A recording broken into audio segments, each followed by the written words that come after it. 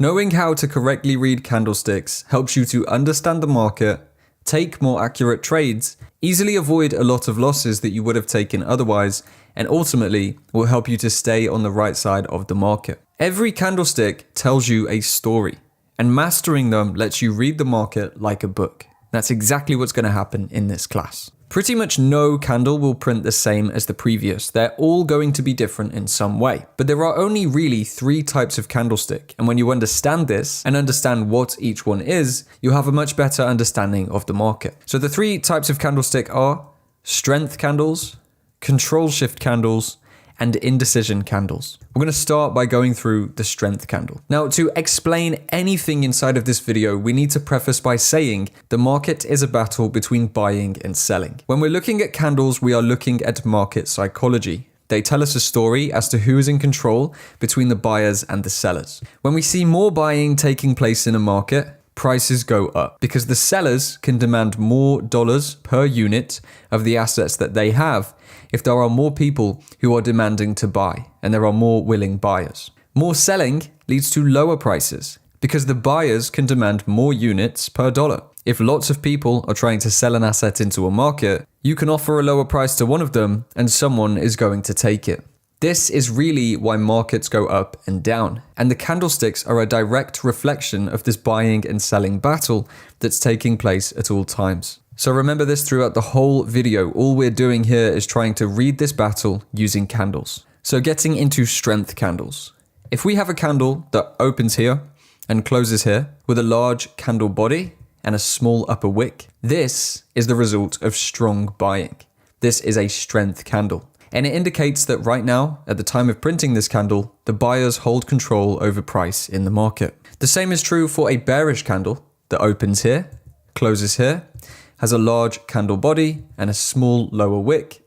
This is the result of strong selling. We've seen uninterrupted selling, which has driven the market down over whatever specified period of time this candle is representing. It indicates that sellers, at this point in time, hold control over price in the market. So these strength candles always need to have small wicks and large candle bodies, because what we're seeing here is an uninterrupted phase of buying or selling where the resistance from buyers or sellers against the trend simply wasn't strong enough to slow the market down. And leading on from that, bullish candles with no upper wick and bearish candles with no lower wick, so just flat tops and flat bottoms like these, although they're reasonably rare in the market, when they do print, they are even stronger than little wicks because they show no resistance from sellers or buyers against the larger move throughout the specified period of time. So if we see an hourly candle close completely bullish with absolutely no wick above, it gives us a very strong indication that the buyers are fully controlling this market right now. There is no resistance from sellers. And after a strength candle like this prints, you can assume there will generally be continued upside or downside, depending on if the candle was bullish or bearish. Now, there will be pullbacks, and of course context matters, which we'll get into soon, but ultimately it shows control, leading to further moves in that direction in most cases. When we see these strength candles, we know 2 things. Number 1, we want to move with the strength. Number 2, we want to make sure that we don't trade against it. Very simple for getting good trades and avoiding bad ones. Now, when we're looking at strength candles, as with all candles, the size of the candle body matters too, okay? We have 4 examples here. All are showing uninterrupted buying, but the largest candle is by far going to be the strongest and the best indication that the buyers are in control. A very small candle body, even if there is no upper wick, doesn't show a massive amount of buying. Yes, it shows that there pretty much isn't any selling acting as resistance, but it's not showing a massive influx of buying in the same way that a very large candle is. So a candle body that is super small, like that weakest example there, it's not going to be the strongest for determining future trend directions, even though it does show some uninterrupted buying. The big candle, however, that's the kind of thing we want to see for high accuracy moves. This is because large candles show massive buying and smaller candles show a less aggressive wave of buying. The buyers are still in control at this point, but not in massive numbers. And obviously in a selling example, we just flip this on its head. Large bearish candles are the best to see. Smaller bearish candles aren't going to matter as much. One example of a strength candle that you've probably heard of before is the engulfing pattern. If a candle has engulfed multiple previous candles, it shows a takeover in control from buyers or sellers. So in this example here, we can see that 4 bullish candles were engulfed by 1 bearish candle. Obviously, this bearish candle is what we call the strength candle. And we've seen some small buying pressure, but then a massive takeover in control from sellers. And in this time period, sellers have achieved more in 1 candle than it took buyers to achieve in 4 times the time, okay? 4 times the amount of candles. So if we were on an hourly chart here, we see 4 hours of bullish price action reversed in 1 single hour, showing clear control from the sellers, seller strength, and therefore opening the doors to new downside trades or selling opportunities. So to round up the foundations of strength candles, a strength candle shows clear control from either buyers or sellers in a market.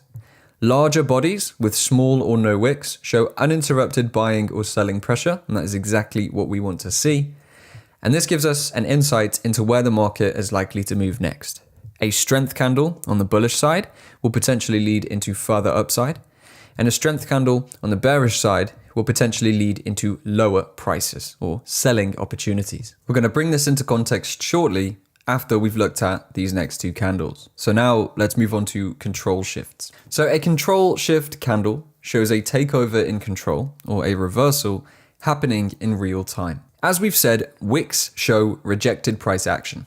So a candle with a large wick on the upside shows an attempt to go higher, totally reversed by sellers. The opposite is true with large downside wicks for a market where buyers are taking control over sellers. So here's an example of how a control shift candle forms and what it means in real time. The candle opens here. We see a drive to the upside, which is strong buyers taking price higher. But then we start to see sellers taking control of the market.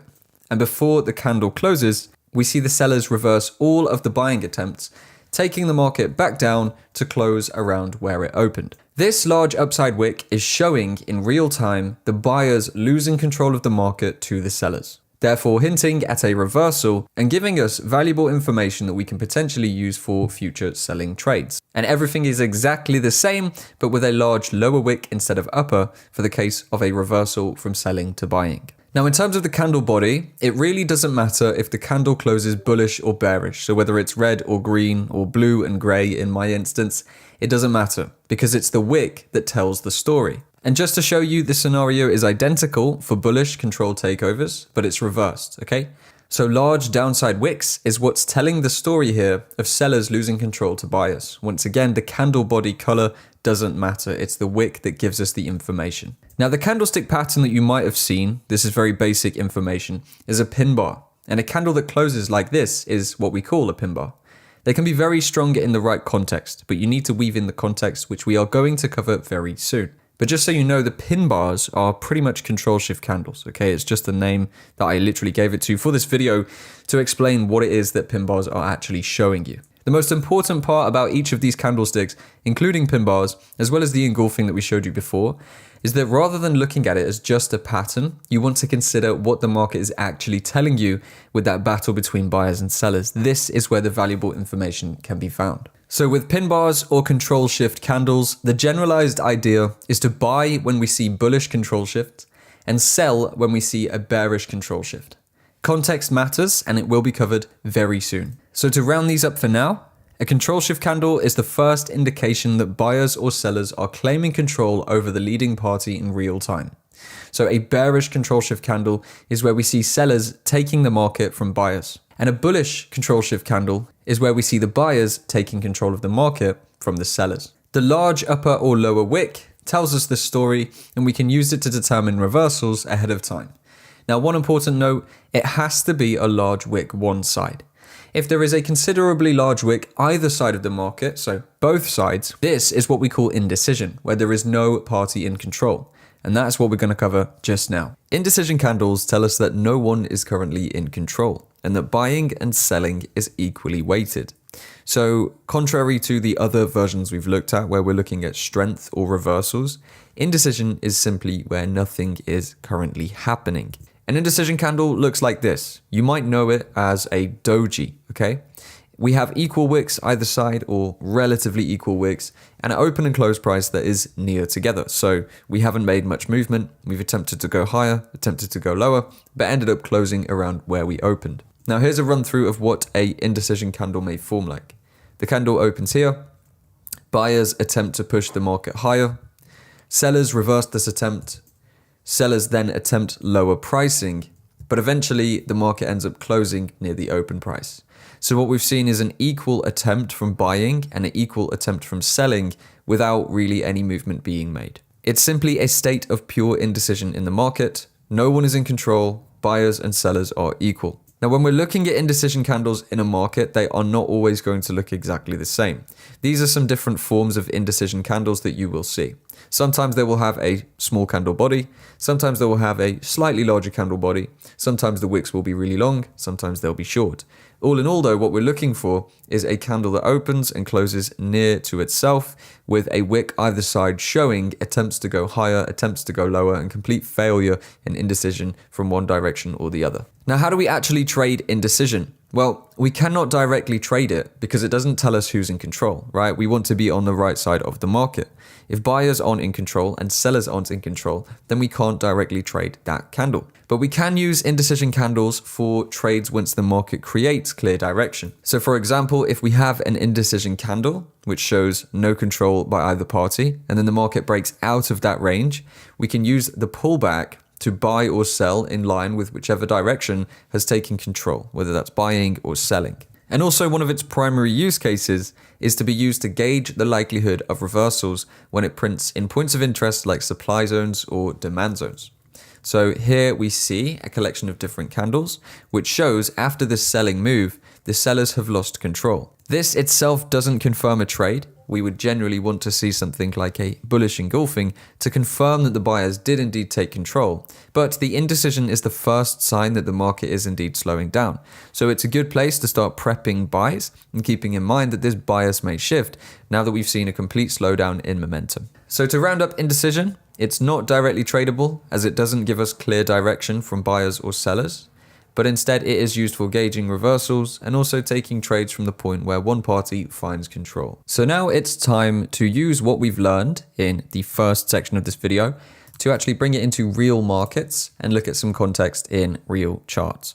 So we're going to go through first of all each of the candle types I've showed you. We have number one, strength candles. These are candles like this one, this one, this one.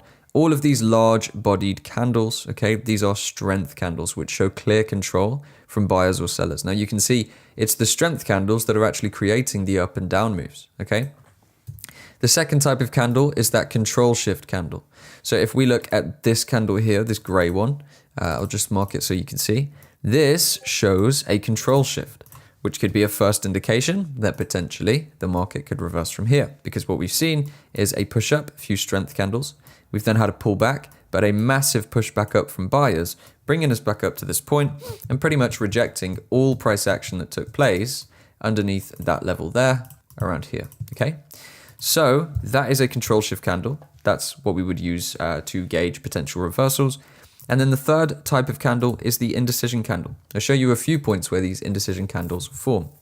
So after we have this strength movement, look up here, we have some indecision, more indecision.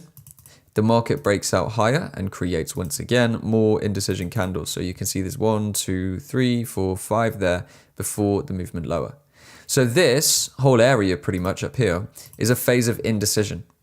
The market has slowed down, buyers are stepping out, and the market is deciding which way it wants to go.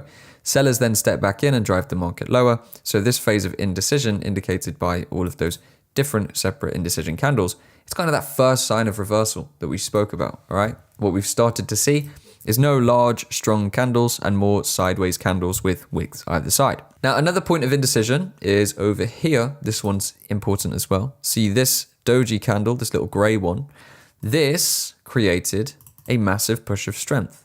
So this is basically what we could see as a final point of consolidation before a large runaway in the market. Now this, of course, can then be used as a potential demand zone. Now let me explain. Demand zones are areas where institutional demand or large buying has entered the market. We can determine these demand zones by looking at indecision candles before strength candles. This is an indecision candle. These are strength candles. So that tells us that this area here is where significant buying took place in the past. The general idea we can then work with is that if the market returns to one of those indecision candles underneath the strength candles, we may see a second wave of buying. And this is where we can start to read into the story in the current existing candles. So to run through exactly what we've seen here, just from this point onwards, we have a consolidation where we have indecision in the market. We then have clear control from buyers in this massive strength move with multiple strength candles. Eventually, the market reaches a phase of indecision up here, and the market is struggling to push higher. There is some alleviation from buyers who were buying in earlier, so there'll be more buy positions being closed out. And as well as that, people start to short or sell the market because they see this weakness creeping in. We then see these strength moves from sellers. However, an important thing to note here is what we can consider as multi-candle momentum. When I'm saying that, if you remember back to the engulfing, we can have some downside like this, which takes quite a while, and then some upside, which would very quickly wipe out all of the downside. So what we can also consider is how fast movements are occurring, and that can give us a good insight into what's actually going on. Now, if we take a look at this buying move, right, this move upwards, we managed to cover from this low up to this high, all of this ground in 15 hours. Now, the return from that high to that low has actually taken 4 days. So it's a significantly longer time frame to get down here than it was to initially get up here. What does this tell us? Well, for the most part, this actually indicates that the buying that was taking place here is significantly stronger than any of this selling that has taken place on the way back down. Because yes, although sellers are in control at this point, they are moving exceptionally slow in comparison to the amount of power that the buyers brought to the market. So this again can be another sign that we've pretty much completely gathered from candlesticks as to who is in control of this market on a bigger time horizon. So we have buyers taking control, very fast push up, alleviation and indecision, sellers taking control but with significantly less strength, hence the massive sideways movements of this market and the failure to take this market lower at any significant pace. And now that the market has returned to what we can call a point of interest, being this area of demand where big buying took place before, what can we now see on these candles? Well, we can start to see control shifts coming in. So if we zoom in on this bit of price action, what do these wicks tell us? These are rejected prices. So although the market managed to come down to at its lowest point here, we actually never saw it close into that area of demand, right? So we've actually seen buying pressure coming in from here every time that the sellers have tried to take the market lower, and we've had that reversal back to the upside. I like to look at structural changes to confirm my trades, which generally would mean if I wanted to buy into this market, I'd want to see one of the previous highs taken out. We got a problem here though. If we take a look at the candles, we can see that there's actually more indecision and maybe a little bit of seller control kicking in at these levels here. Rather than closing with strength candles, we've actually started to see some wick rejections. So it's ideal to not try buying into this because if the wick rejections follow through, we could potentially move to the downside. Fortunately for us, however, in terms of our buying narrative, we can see that after we had this small push down from sellers, we actually hit this point and had a huge drive back to the upside. This is the most clear control shift candle that we can see. Big sell, and then buyers step in and push us all the way back up.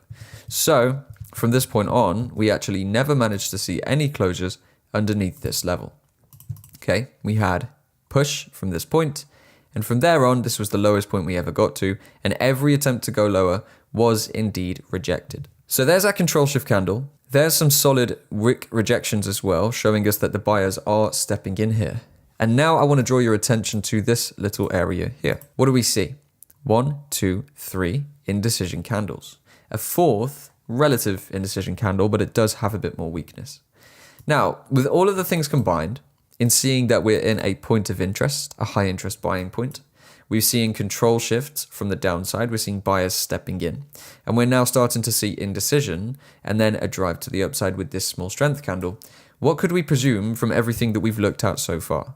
Well, the obvious presumption at this point would be that the market could potentially be ready to trade higher. If we zoom back out and consider what we said about the timing and the multi-candle momentum, that is simply referring to the speed of this movement is exceptionally faster, showing buyers are exceptionally stronger than the speed of the return back down, which is the strength of the sellers.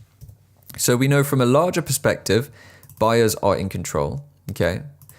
We know from a lower perspective that once again, it looks like now that we've met this high interest area, buyers are taking control. We would want to see some more strength candles to really confirm anything here, okay? We haven't seen closures above a notable structure point, which is pretty much going to be here. We obviously have got more points as well, which would indicate further strength from buyers, but we would realistically need to see some strength candles making some significant movements in order for us to be confident enough to buy this market. Because although we've seen those first signs of reversal, as we've said, control shift and indecision, we haven't yet seen solid buyer strength.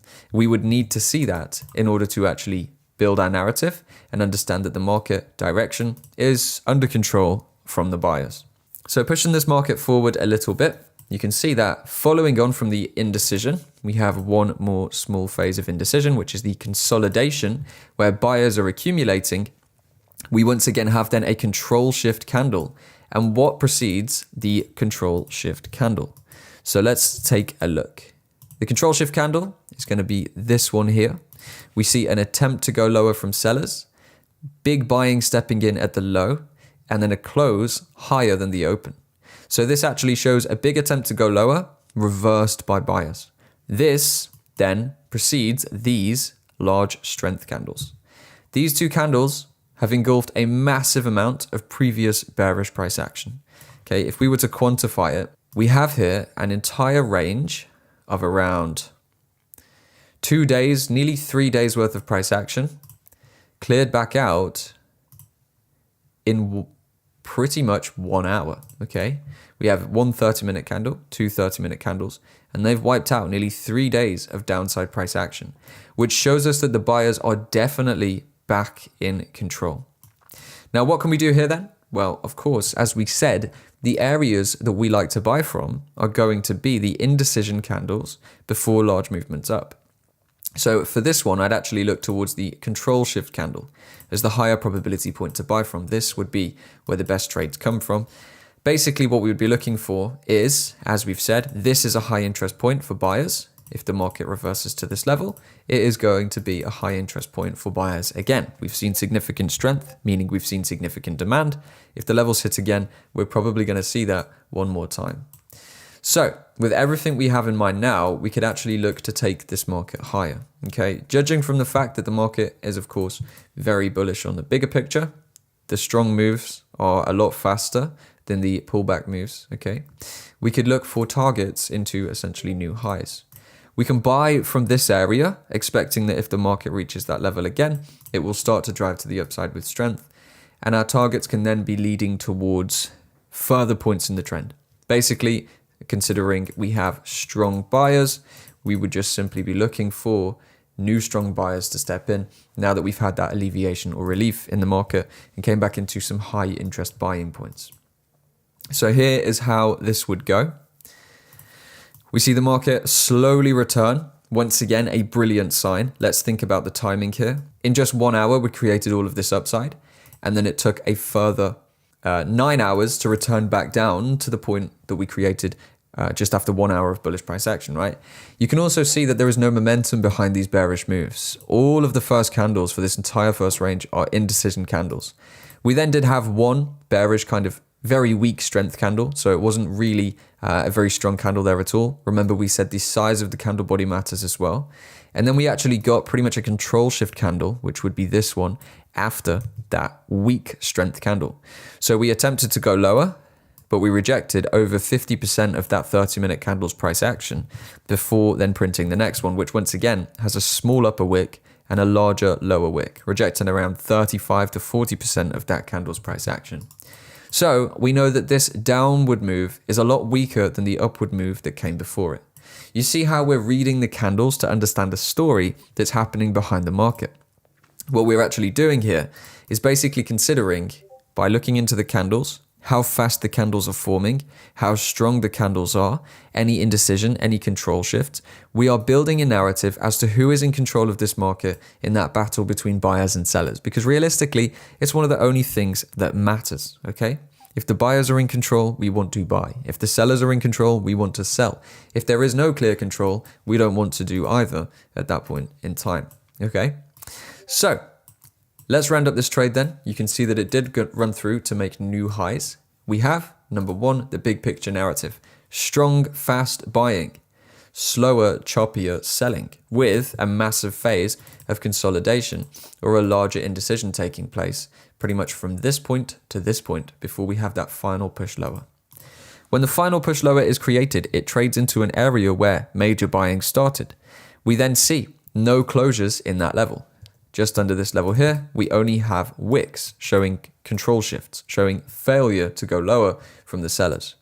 Following on from that, we see a major control shift candle, which is this one here. One final attempt to go lower, completely reversed. And that is then followed by this phase of indecision, which shows no one is at control at this point in time, which is actually a good sign for buying because it means the sellers have been exhausted after attempting to go lower. Of course, this is all the first signs, and we don't have confirmation for a trade just at this point.